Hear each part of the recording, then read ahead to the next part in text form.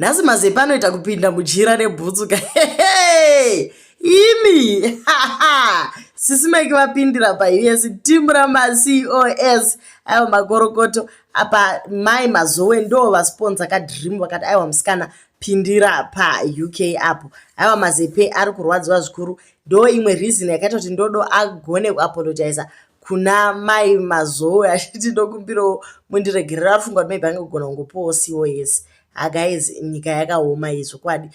Uko STUNner adecide kuudza Ketina kuti naiwe Ketina auregi here kuramba uchitukana nevarume. Ndo zvimwe zvinoita kuti vasakunyenge vakutye. Ketina ari kuti agara 1 year yose asina murume amene. Ketina anetsa arura mumastreets pese paanoita live anotukana nevanhu zvakuita kuti vanhu vamutye chero. Asi guys, mbonyatsondiudza kuti munyika muchasara ani chaizvo. Tichatosara isu tisina mari dzemaCOS. Munhu wese ari kuenda kunyika dziri kunze. Kungodai waona umwe aenda kudai waona izvezvi chero tikaona madhambosi vachingoposta vari pandege tototya kuti socialite renyika raenda. That way